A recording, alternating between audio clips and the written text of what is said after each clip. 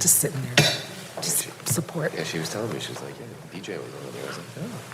Thank you. They're such a big Ladies and gentlemen, Yeah. it is now 6:04 in Pflugerville, Texas. We are going to open our Pflugerville Community Development Corporation meeting. If you would, as we have now called to order, we will now have the Pledge of Allegiance to the U.S. flag, the Texas flag, and a moment of silence.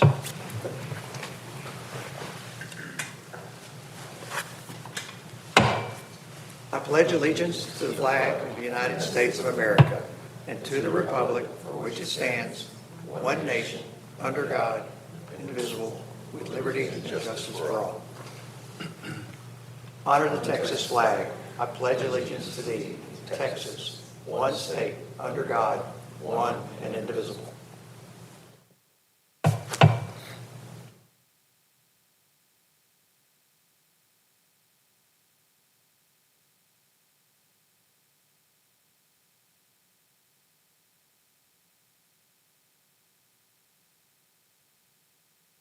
Thank you.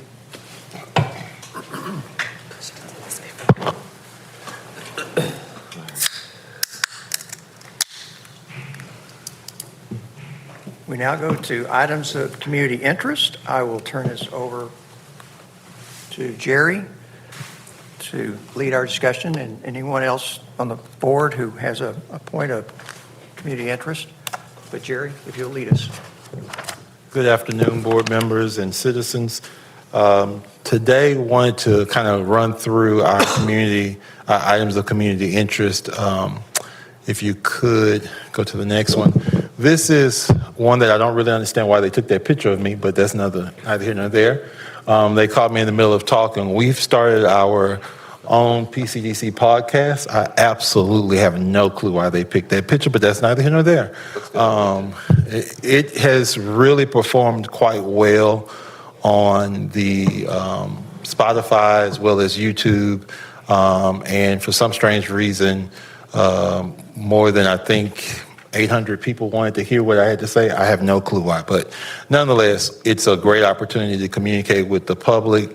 We have about 3 or 4 panelists that are going to be speaking, that I'll be speaking with over the next 3 to 4 months, and we'll be hosting them, and we're scheduling them as we go and promoting it and really sharing about the work that PCDC is doing.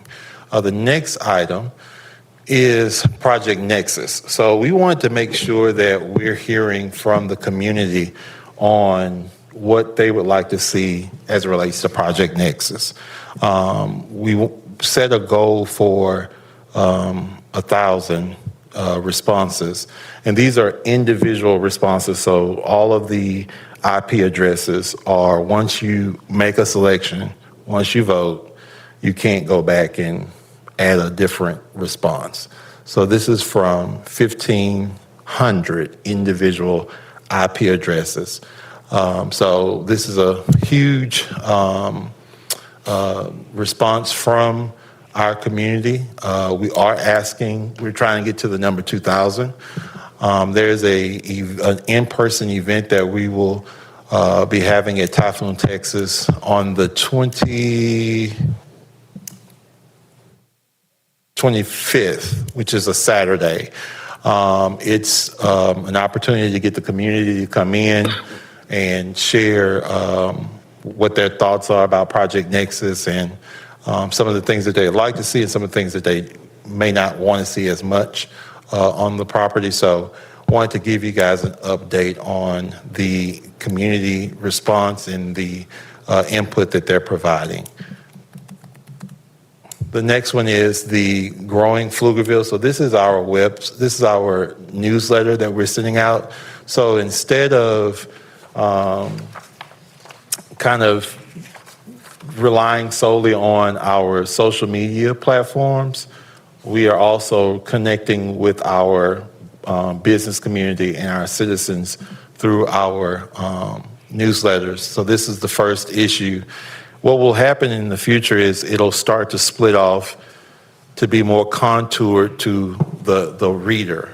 The reader may want to only know about business initiatives, or they may want to know about development initiatives or startups and entrepreneurship.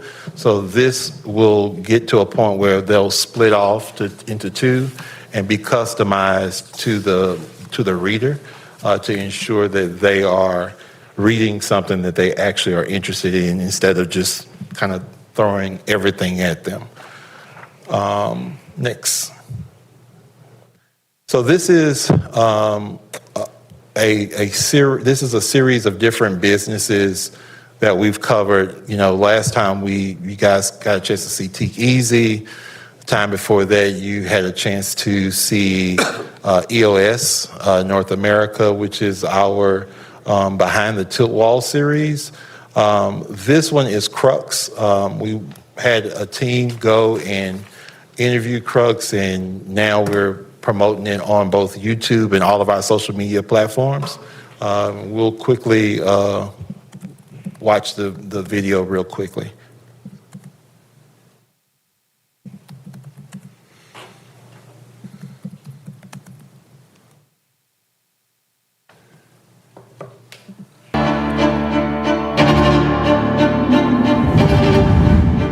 You're on the wall, your muscles are flexed, pushing yourself to the extreme, and then you get off the wall and you rest. And that's where the friendships are made.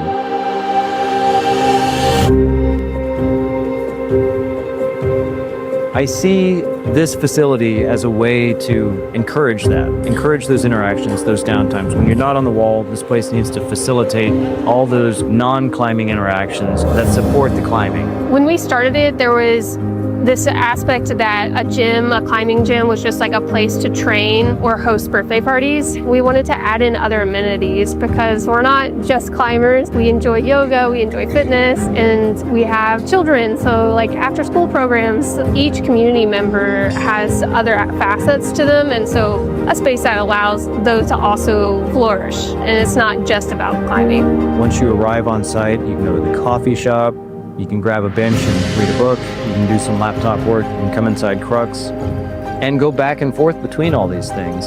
And that allows for this to be a little village. The coolest part about how many years we've been doing this is continuously people telling us the connections they've made here. We've had people that have met here and they're married. I met my husband here, which is crazy. And I think that's like super special. The ability for people to connect with other people based off of things we've hosted or things we've put together.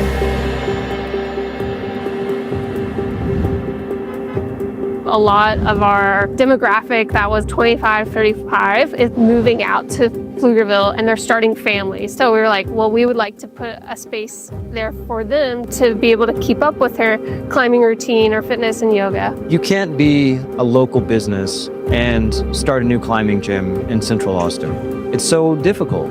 So many new people that are moving to Texas are moving to the suburbs where they can get their little slice of the American dream. New businesses are starting in the suburbs because now there's a critical mass of inhabitants as well as land available that is within range of their budget.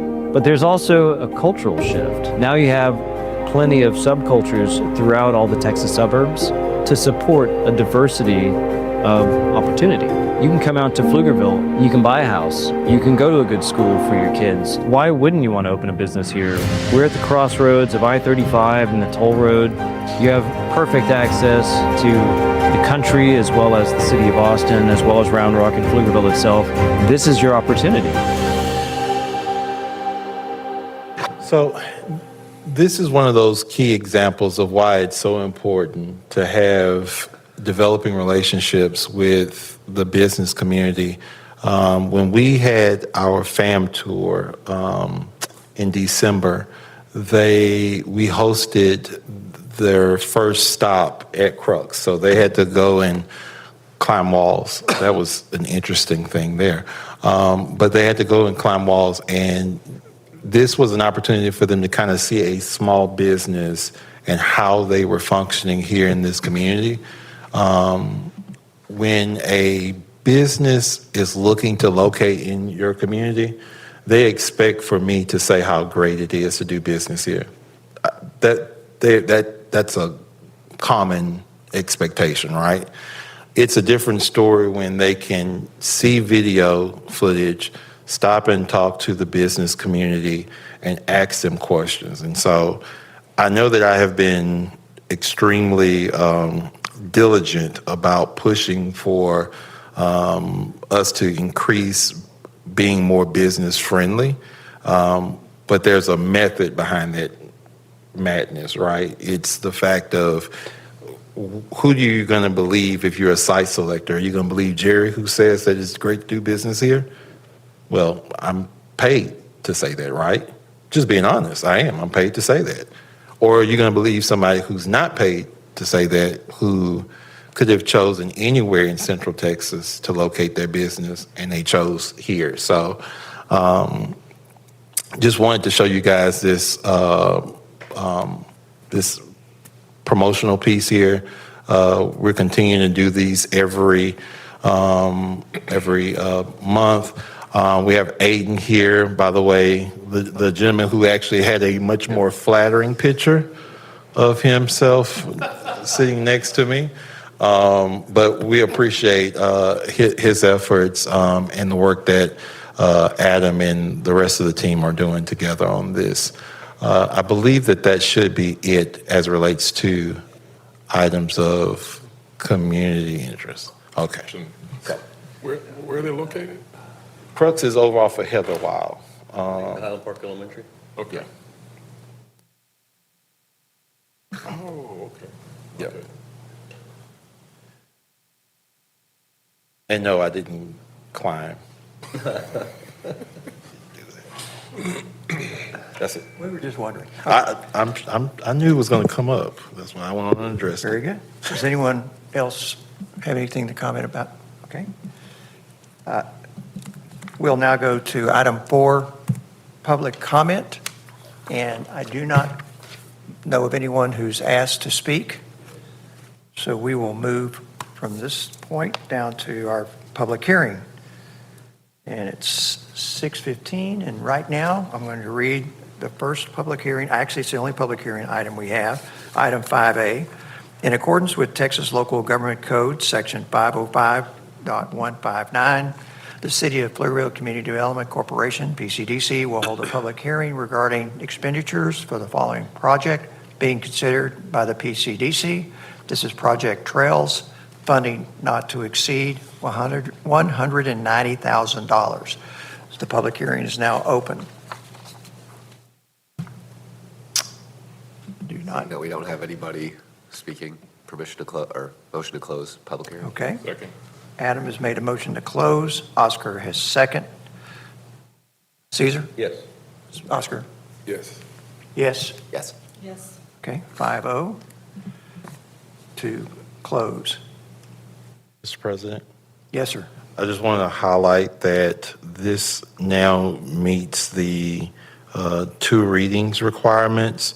And so the project fit, which is the closing the gap on funding for the Monarch, and the project Trails, which is a funding subsidizing or gap closing for Project Trails, will be on the agenda in August for discussion and consideration to take action on by the board.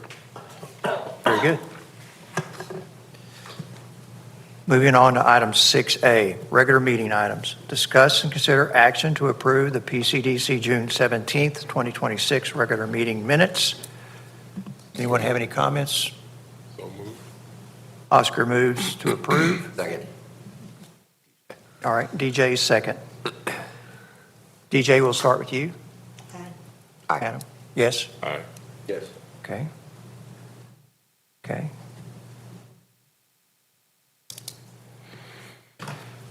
We now move to item 6B, as the minutes have now been approved.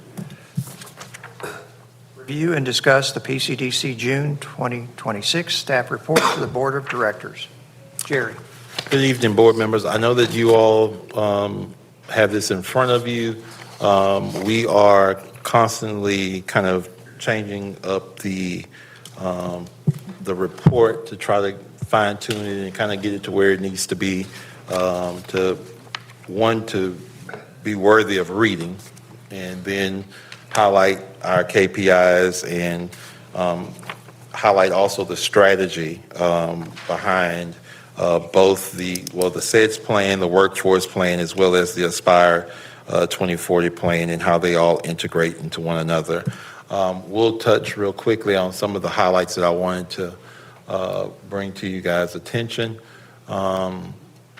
So these are key outcomes. We've advanced a project towards a potential $200 million investment, implemented council-directed revisions to project print agreement, expanded international partnerships in South Korea, Taiwan, and Israel, completed Forge with a record enrollment, EGBI, which is the workshops for small businesses that are hosted here in this room.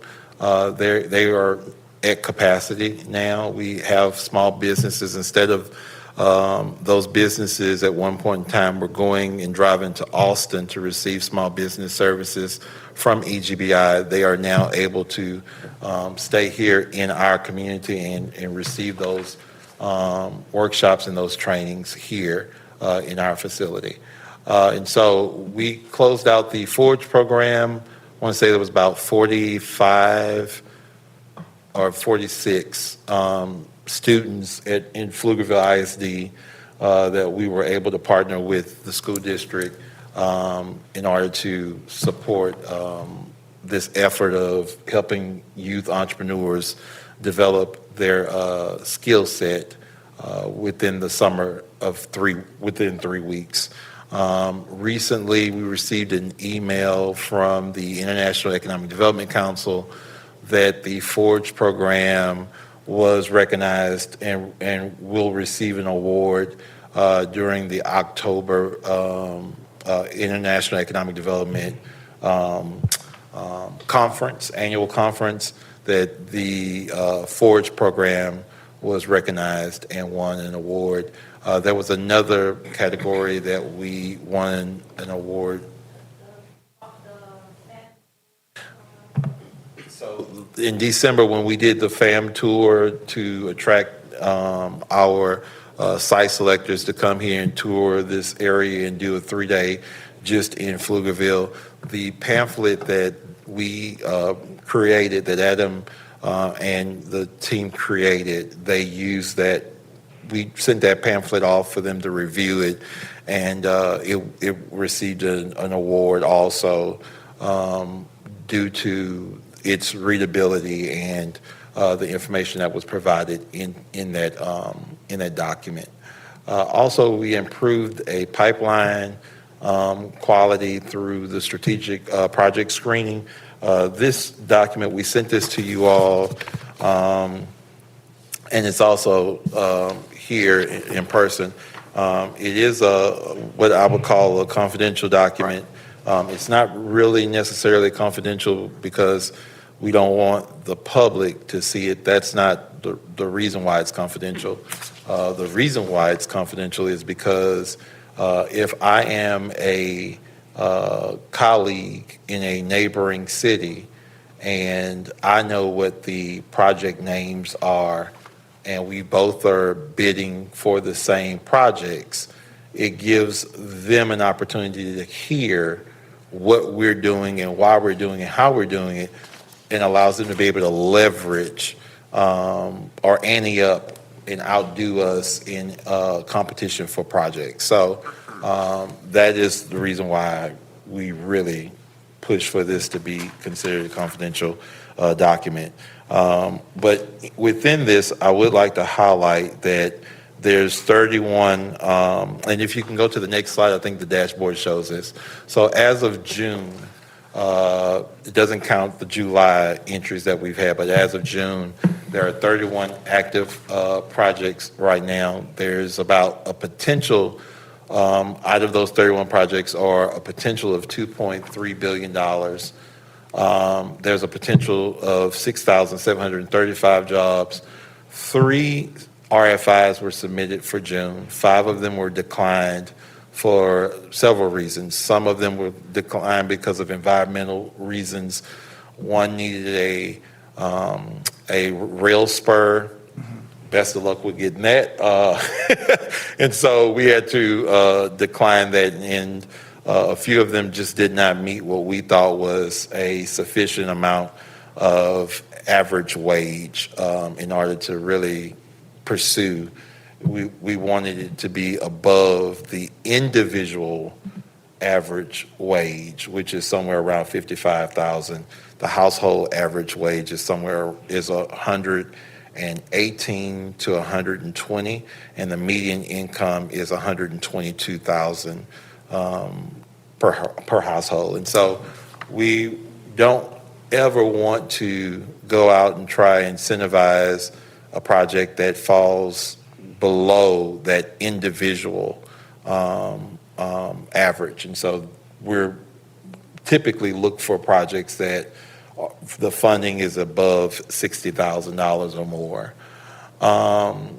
We have worked with engaging 3 international markets through Andrew's trip to Taiwan and Korea. There was an article actually that was in the Taiwanese magazine that cited Pflugerville.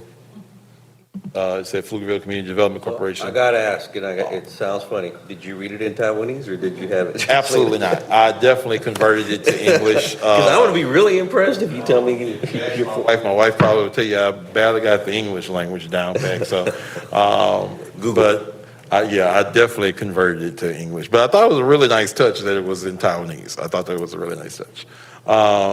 Again, the 40 plus Pflugerville ISD students that we worked with the school district on, and then the 50 small business participants. The next item on here. I'm sorry. A comment. Yes. I just wanted to say I've been a judge in the 2 years that the Forge program has been around, and the kids that are presenting are impressive, extremely impressive. So yeah, it's been a great experience. And I thank you for that, because it allows me to say thank you to you and to Adam and to everyone who participated and served as speakers.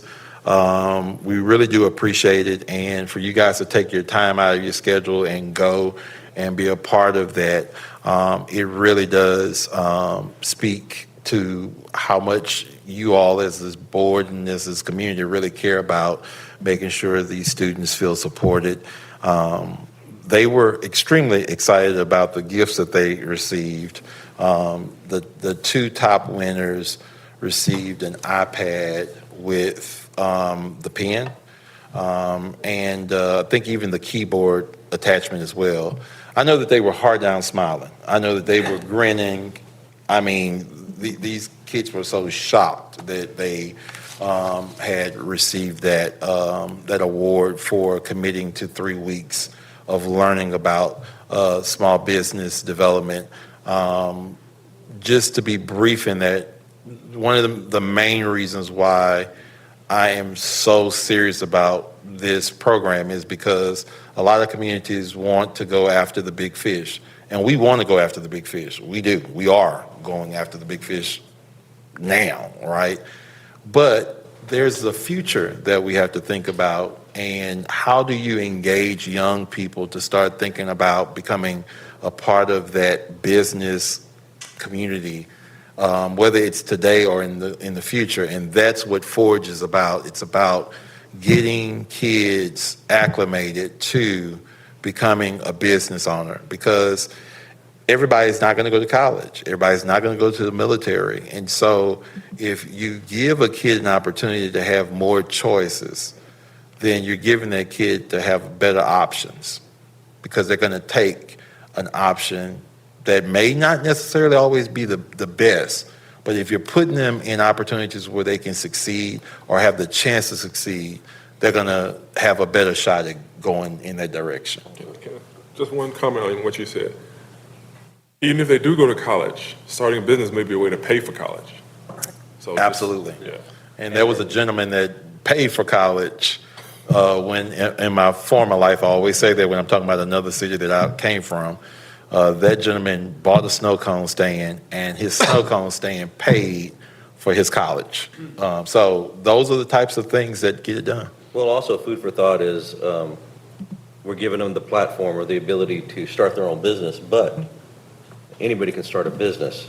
But to be successful at that business, they need to know how to run that business. And so I think it's just as important to have aspects of whatever we're teaching them to also teach them how to learn. Or Absolutely. teach them how to know how to run that business. I mean, Absolutely. That's where, like say, somebody can open up an auto body shop and they know everything there is about auto body, but they may not be business savvy. Correct. So they're going to fail very quickly. But if we give them that hand up, they'll succeed forever.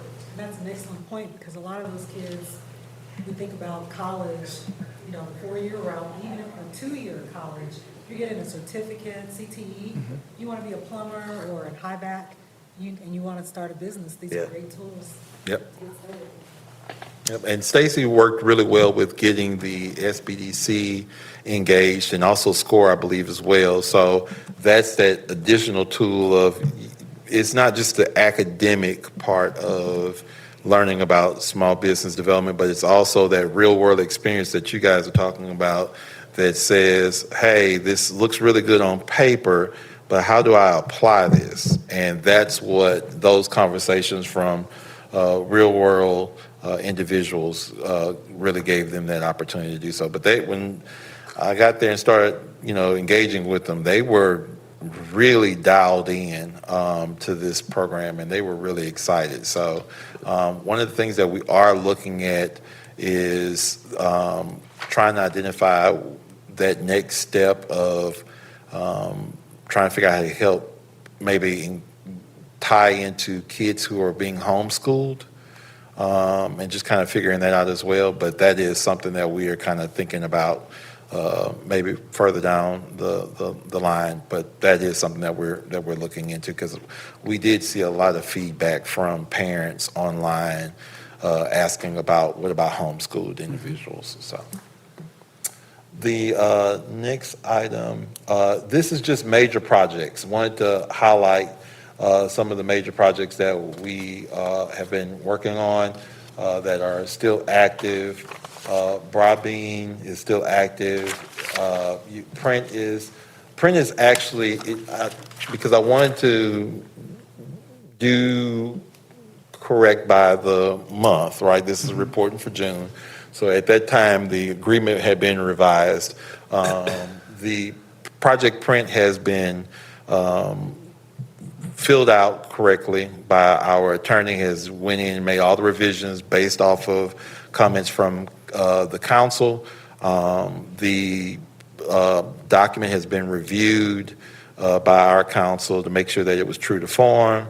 Our board president has signed the document, and the executive representative from Cumberland has signed as well. And so the document is executed, and we are now working through the announcement of how to promote that opportunity of growing jobs, because it does grow jobs, and it also makes investments into the infrastructure of that organization, and then also assists them in securing certificates that will help them be able to secure additional contract opportunities, which helps us attract additional businesses and opportunities. So, Right. And Jerry, to that, with regard to that particular agreement, and Caesar, as the council directed,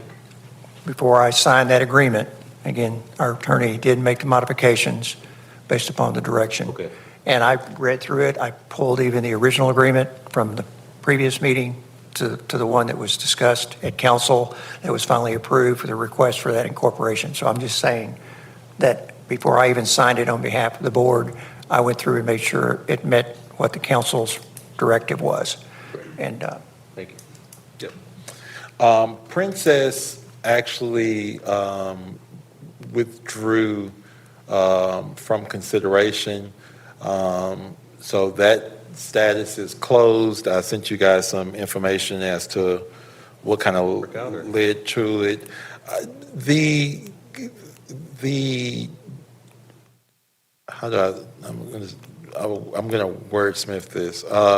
The future developments that are coming online at the start of next year within the vicinity of this site caused there to be some unreadiness and some hesitancy on signing off on not being able to challenge the values because of the belief that the new product that would be nearby that would come up online at the end of this year, at the beginning of next year, could cause what they consider an artificial increase in property value for them, and that the agreement removed the ability for them to be able to challenge if it was, too high, if they believed that it wasn't a reasonable amount. And so for them, that was enough for them to walk away from that agreement. We don't know whether or not there's been some talks that they are still possibly going to relocate to another community now. We don't know a whole lot about it just yet, but we are still in contact with them to try to figure out if there's something that we can still do to keep those lines of communications open. And so you get some. We couldn't treat it as a floor below which you would not protest. But you can't protest it to below a value we assume is a reasonable value, right? They can protest a huge increase, but the argument to be made is not below a certain amount, right?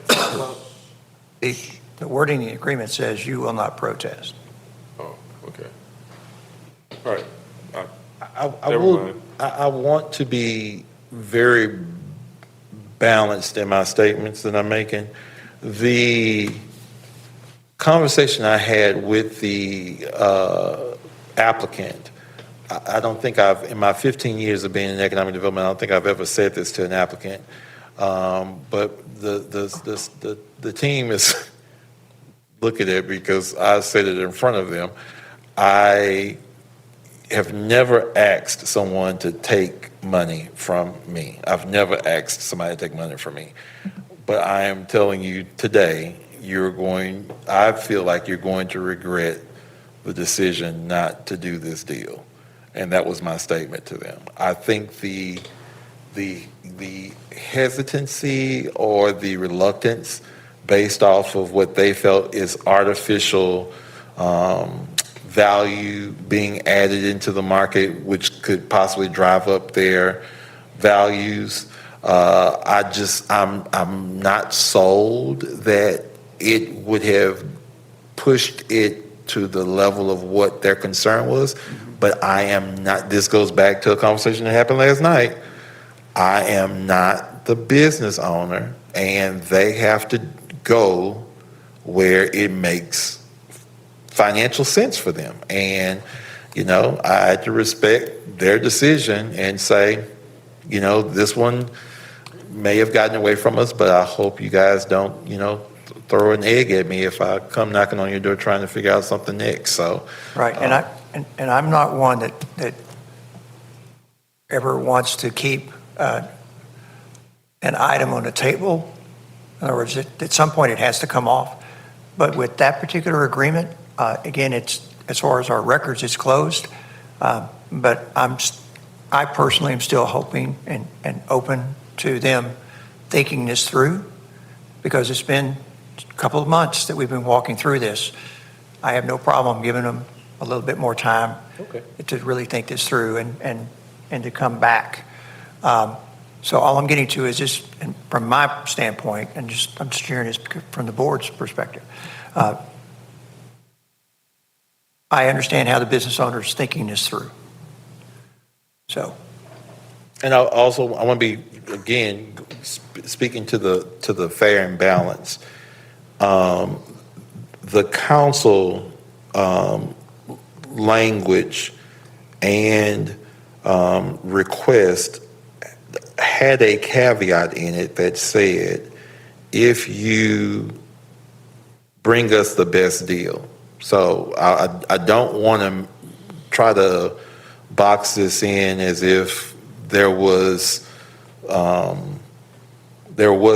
some give that could be done in this regard, because there was a caveat that was provided by the council that said, bring us the best deal that you can get out of each deal. And but that particular part I felt was one that I heard the council very clearly when it came to challenging a value, right? I'm going to come back to a council that I heard say that about value. That was the one conversation that was the most, discussed, right? And that really shows that I'm listening to the wishes of the council by bringing them something directly against what they spent maybe 10 to 15 minutes discussing that night. So just didn't feel comfortable with that, and that's why the project is closed. But if we're always here to have conversations, Stacy is still having conversations with them. So if something changes, we'll be here to help support them if that happens. One last one on this slide, and we'll move on, is Ellie. Ellie was looking for a spec building, and we had a in-person tour that we were going to be hosting them for a site visit. And the day before, either the day of, they literally about-faced and said that they wanted to go into a spec building instead of a greenfield site. So those things happen. We weren't the happiest people on earth, but those things happen. Next item is strategic alignment. Just wanted to talk about how all of these things that we're doing, how they tie to the Aspire plan, how they tie to the SEDS plan, and also how they tie to the workforce plan. Next one. And then looking ahead, advancing Project Broadbeam, expanding the project pipeline, which is this document here. Governor's Small Business Summit is August the 20th. We are the host site for the Small Business Summit this year, which is an awesome opportunity to get all of the resources for small businesses from the governor's, from the state level through the governor's office to come here and provide those resources to our business community, as well as those businesses that are throughout the greater Central Texas region. VentureFest is coming back towards the last week of September to the first part of October, and the team is already working on that.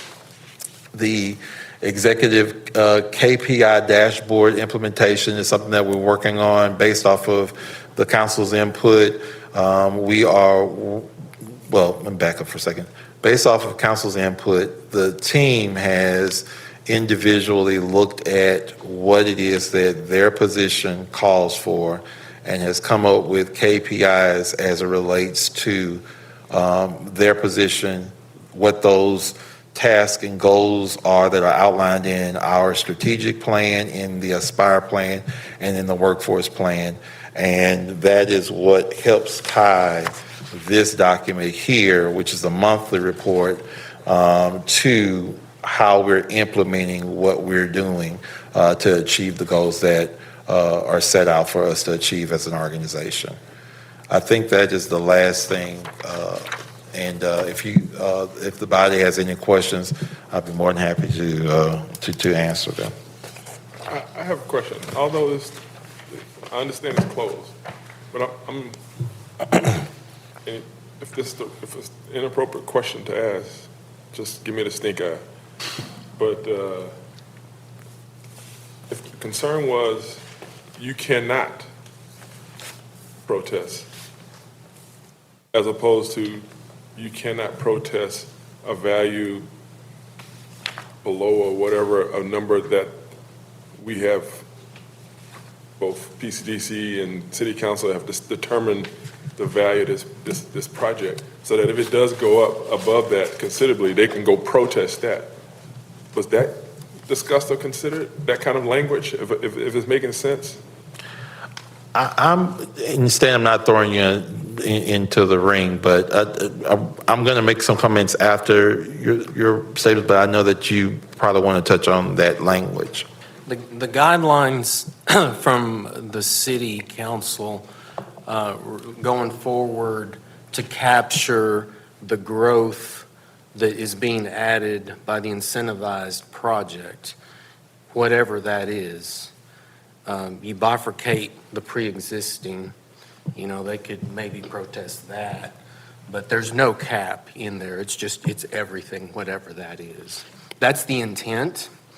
So anytime you inject a little bit of uncertainty, maybe it's that provision, maybe it's combined with a couple of other things that they're not super excited about. In totality, at least for now, with the presentation of this new term, they're a little hesitant.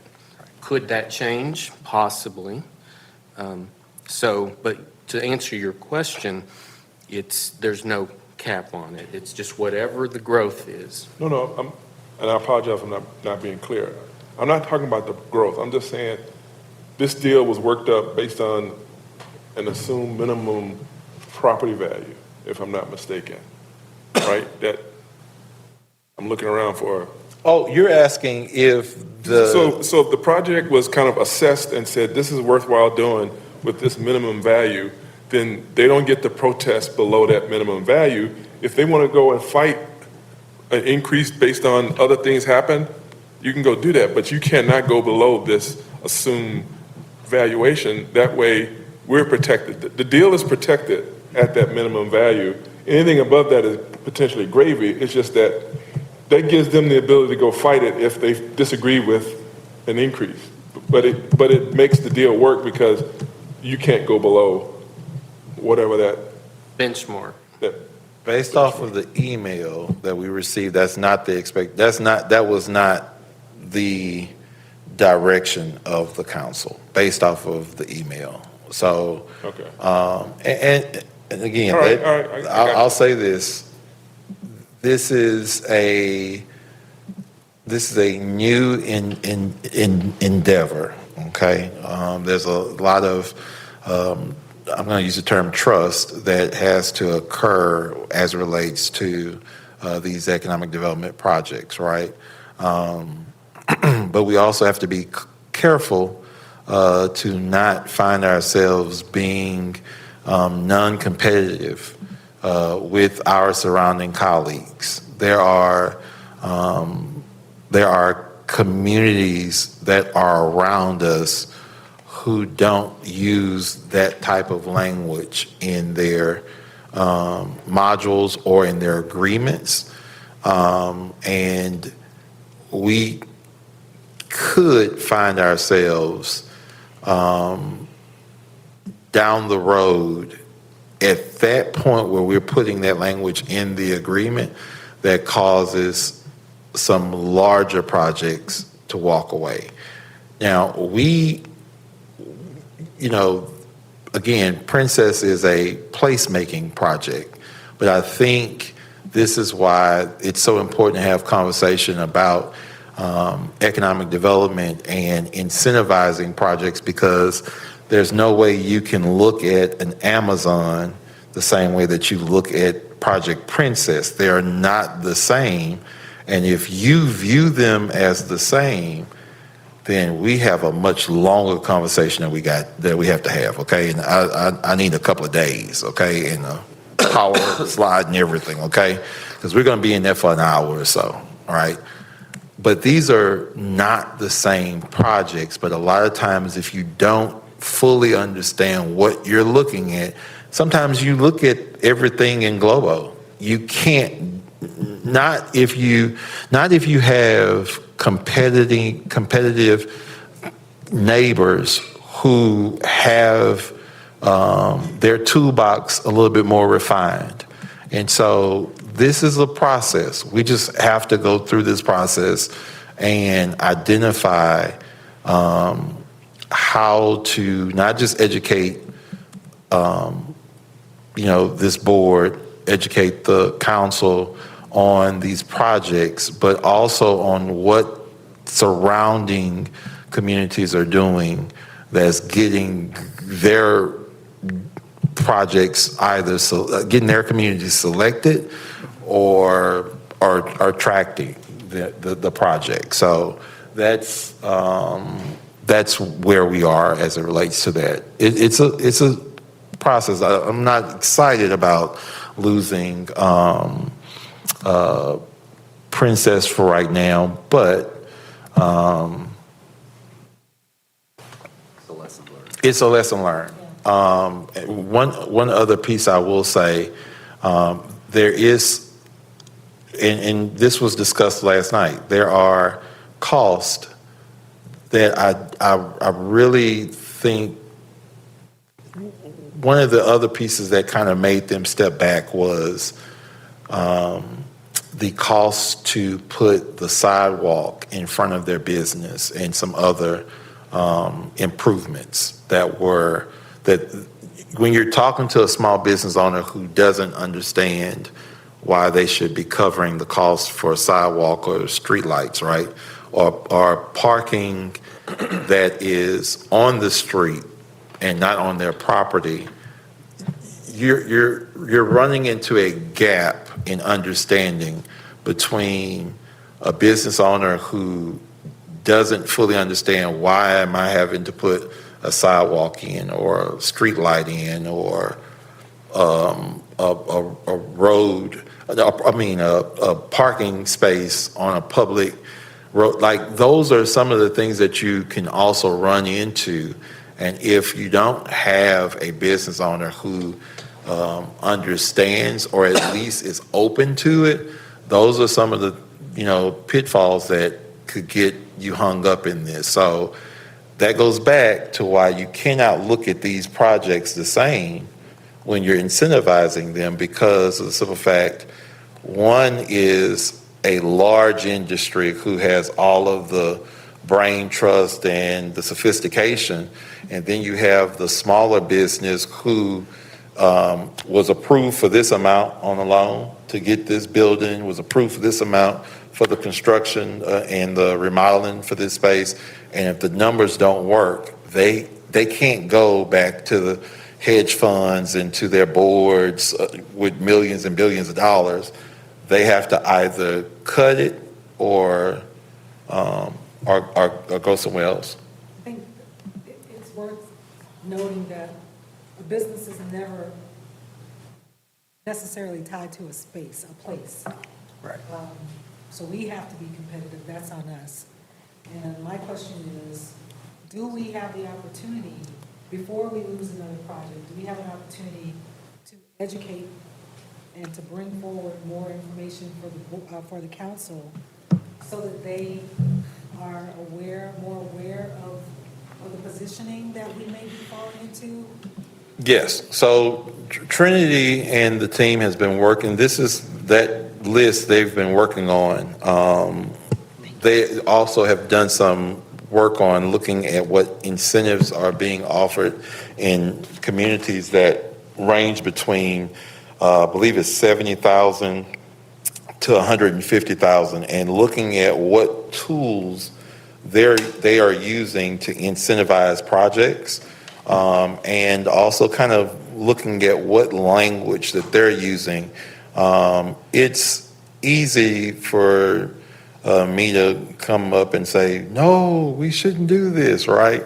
It's a different story when I come up and say, hey, we shouldn't do this because here's what our competitors that are around us and within the state that are for B Corporation, here's what they're doing to attract and hook businesses. So we're working on it internally to develop that list and really go through and identify what those incentives are amongst those communities. And one of the really good things is the fact that some of these agreements are public.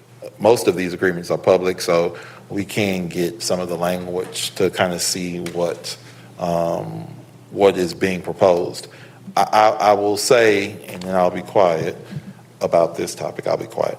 What was asked for in the expectations meets all of the legalese and the requirements by state statutes and all of the above. If you're receiving incentives, the city council and this body has the right to ask that if you're going to receive incentive funds, you should be held to building the building and using certain materials that are true to the character and nature of the community in the downtown area, that you should be able to say, hey, the whole purpose of us incentivizing you is so that you will grow and add value.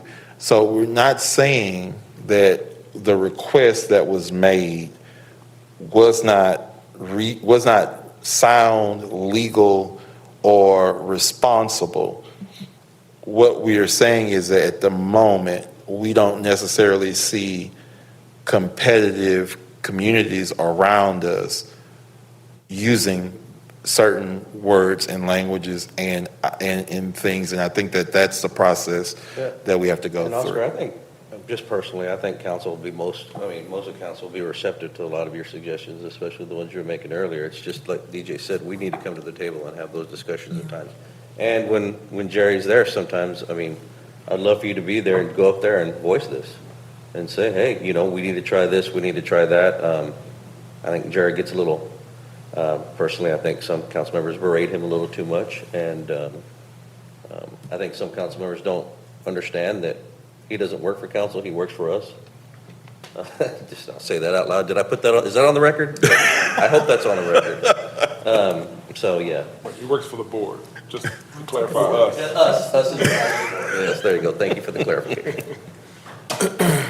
And as a part of this, and again, it's not like this particular project was a test case. That's not what I'm trying to say. But what I'm getting at is they were early on in how we're working with council in establishing what council's comfortable with, how they want us as a board, as executive director, bringing forth projects to demonstrate particular elements of the agreements that are advantageous in order for us as a community to land this particular entity for whatever reason, whether it's retention or a new project coming into town. The point is, nothing that we do from Pflugerville Community Development Corporation should be anything other than engaging with businesses and other activities within our community that are going to increase the revenues that come in to the benefit of the citizens from sales tax and other items, where it be the employee base, from a salary standpoint, the other things, the property values. All I'm getting to is we're focused on adding that value into our community from our perspective. That's our role. And our responsibility to the council is to show you how best that can be done within the confines of what the council wishes to happen. Because, as you know, Caesar, you represent the citizens directly in an elected position. And so we want to make sure that when you're engaged with them, or us, because we're all citizens as well, that we understand what you're looking for as a council member because of what you see that the citizens are wanting to see. So all I'm getting to is a roundabout way of saying we're focused on attracting the businesses. We're going to be bringing those to the council with an agreement in line with the desires of council for what those agreements should have for the protection of the citizens. And as you know, Darrell, being on the other side, And Jerry, you know this, I mean, sometimes you just got to let some projects go. Sometimes Right. they look good on paper, they sound good, they're not right for us. I mean, sometimes that's a hard pill to swallow, but, and believe me, I've had those frustrations, but sometimes it's just what you got to do. And sometimes they come back, because then they go out there fishing and find out that everybody else is telling them the same thing, and they say, oh, let's go back to Pflugerville. Correct. This is, what we're doing is not practice. What we're doing is real world. And that's what makes the difference. Did you have anything else, Jerry? I'm done. Okay. Does anyone else have any other comments? At this point, we'll go to item 6C. It's right at 7 o'clock.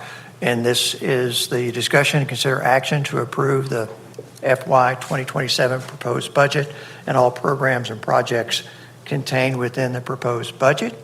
And Tracy? Yes, good evening, Tracy Waldron, Finance Director. So this is the last time we'll be bringing this budget back to this body before it gets put into the proposed document that will go to council by August 1st. So I know last time we had almost a complete document, but we had a few changes we were going to make. There we go. So I just want to start with the projected ending fund balance is projected at around 11.3 million. With the projection of revenues, and I did see a typo on this slide, it's not 1 million, it's 11 million. Of proposed revenue for 2027. You can see sales tax, we talked about it last time, we are projecting flat. We're hopeful that we do better than that, but we're not aiming or setting the budget to that standard. Interest income is being projected a little less, so total revenues against projections is just 0.5% less. On the expense side, we have projections in 26 to end at 19.4. We know that this included a lot of, a big project that is wrapping up here in the next couple of months, I'm assuming. And so our projection for expenditures for next year is 17 million, which will give us an ending fund balance of 5.9 million at the end of fiscal 27. The only thing that was changed from our last meeting was the development agreements. The 1.2 million is more than what we had a month ago, but we got with staff, and this reflects all of the current agreements. So this will go before council in August? So this will be included in the full document that will go to council In September? August 1st. Well, you'll get August 1st. you'll get Okay. the proposed. Council will receive the full proposed document. And will we, I don't, you probably could answer, will we be discussing this as a joint meeting?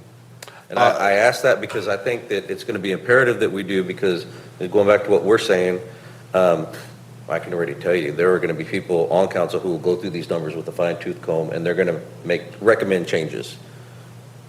Yeah, They always do. We don't. yeah, I get emails I think that would about, be great for us to be able to have other members on from this board there as well. To be able to review. I will share that I don't know how we're going to navigate it, but we'll have to figure it out. The community support line item does have the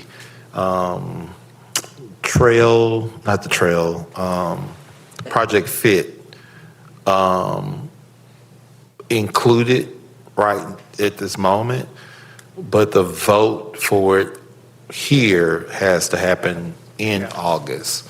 I'm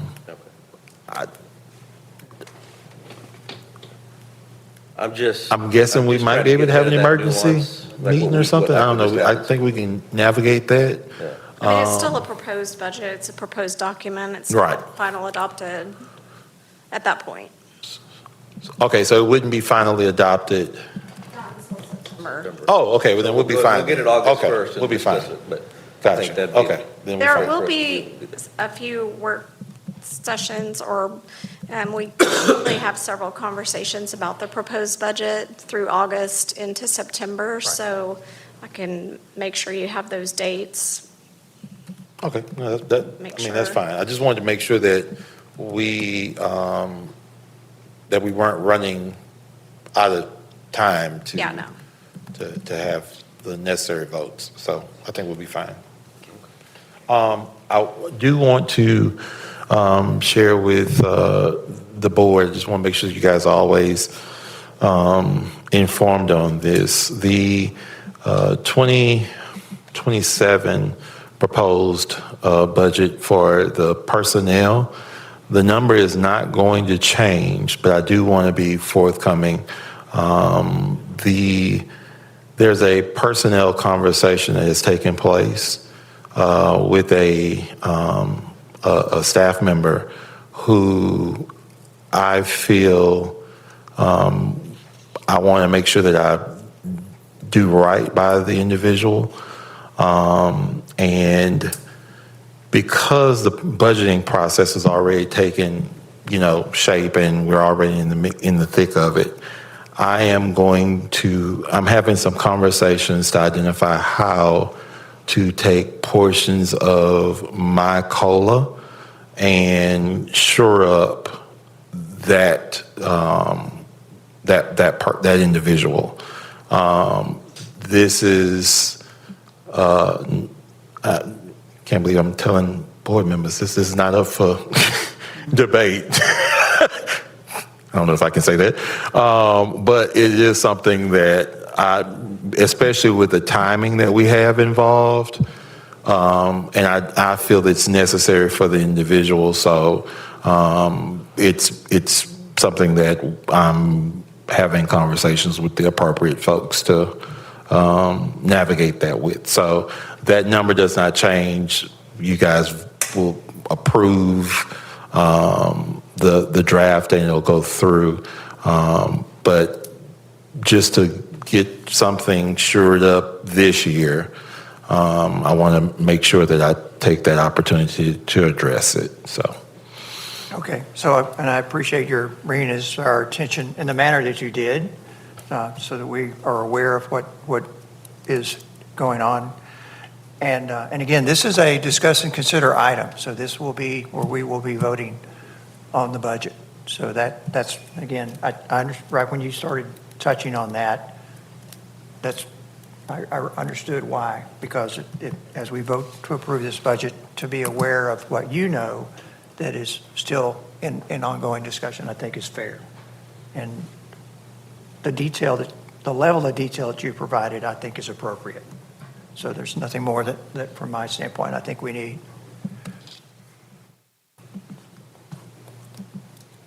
Tracy, do you have anything else that you wanted to ask us? Do not. Okay.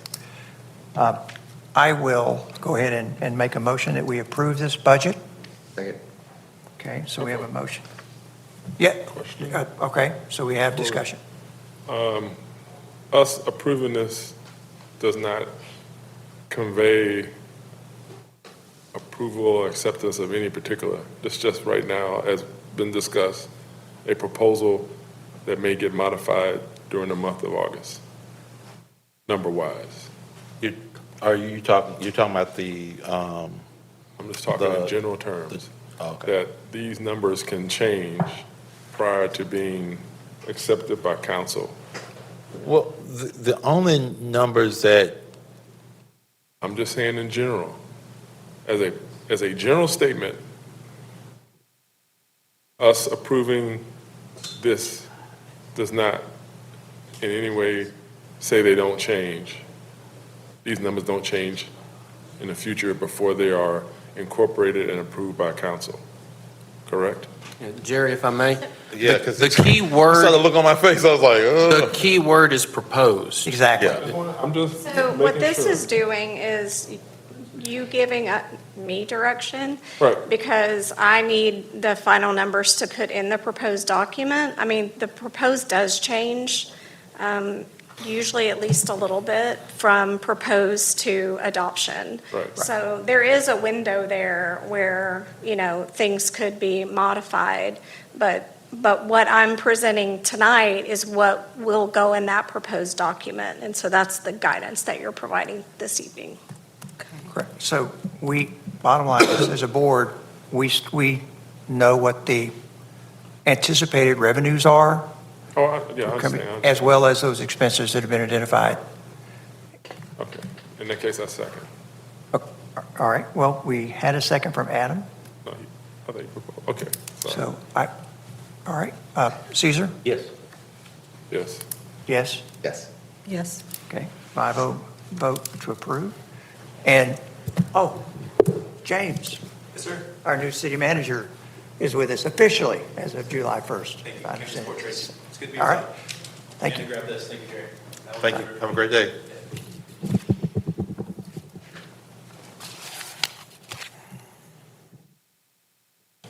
Okay, so it's 7:09, we're going to go to executive session. And we're going to start with this is item 6D. I'm going to read the executive session, and we will be dismissed into the executive session time. First item on executive session item is deliberation in accordance with section 551.071, consultation with attorney, and 551.087, economic development of the Texas Government Code to discuss economic development negotiations and financial information received from businesses expanding or relocating in the city of Pflugerville, and to seek legal advice regarding such projects, incentives, and negotiations, including projects Nexus, Z-Star, Server, Sim Texas, Anchor, Gamma Ray, Longhorn Aeron, Blue Jean, Catalyst, Fizz 2.0, Neighbor, Fluid, Paradigm, XL, Eagle X, Bravo, Fit, Trails, and Expand. The second item for executive session is under item 551.071 code, consultation with attorney regarding pending litigation with the 15508 Impact Way LLC versus PCDC et al., case number 123CV00914, U.S. District Court for the Western District of Texas. And the third executive item is pursuant to section 551.071, consultation with attorney, and 551.072, real property, regarding legal options and concerns related to private portion of Helios Way and assignment or transfer of same to the 130 Business Park Property Owners Association. We are now in executive session.